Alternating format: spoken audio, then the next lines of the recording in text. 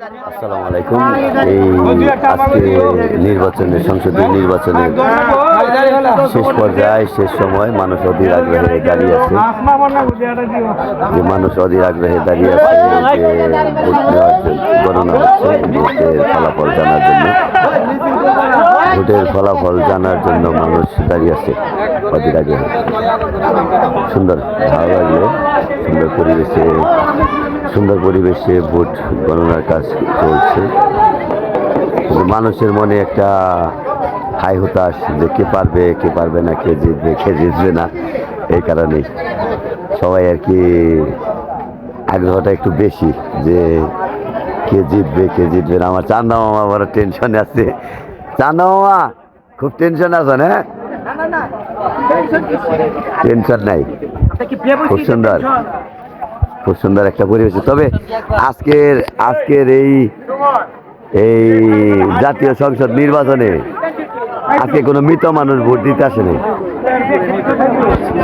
অন্যান্য বছর মৃত মানুষ ভোট দিতে আসে, কিন্তু আজকে মৃত মানুষ ভোট দিতে আসে নাই। আমি গতকালকে কবরের গর্তগুলো বন্ধ করে দিয়েছিলাম, যার কারণে ভোট দিতে আসে নাই। মামা আসসালামু আলাইকুম, কেমন আছেন? গতকালকে আমি মৃত মানুষের গর্তগুলো বন্ধ করে দিয়েছিলাম, যার কারণে আজকে কেউ ভোট দিতে আসে নাই আর কি। আপনি কি দেখছেন? দু একটা দেখেন নাই? দেখ ভালো। আমার মামাও দেখে নাই যে মৃত মানুষ ভোট দিতে আসছে, এরকম কেউ দেখে নাই। আমিও দেখি নাই আজকে।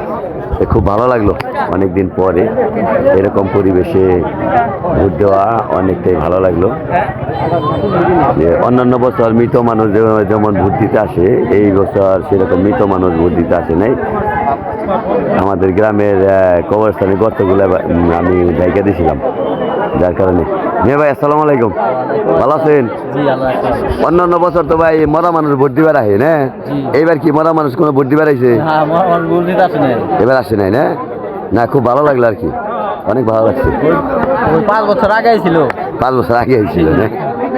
এইবার আর মরা মানুষ ভোট দিতে আসেনি, এই জন্যই ভালো লাগলো। আর আমার আজকের ভোট গণনার পরে কে জিতবে কে হারবে, কার মনে আনন্দ থাকবে কার মনে আনন্দ থাকবে না, এটা বলা যাচ্ছে না। তবে যে যেখান থেকে যেভাবেই নির্বাচিত হোক, জয় পরাজয় তো থাকবেই মানুষের, জয় পরাজয় মানুষের থাকবেই। এটা নিয়ে মন আমরা যেন খারাপ না করি, মন খারাপ করা ভালো হবে না আর কি। সকলেই যেন সকলের সহযোগিতা নিয়ে আমরা কাজ করতে পারি, এইভাবেই যেন আমাদের সারাটা জীবন চলে। গ্রামের অনেক মানুষ এখানে অপেক্ষা করতেছে। ভালো থাকেন সবাই, পরবর্তীতে জানবো যে কে কত ভোট পাইছে আমাদের এই কেন্দ্রে।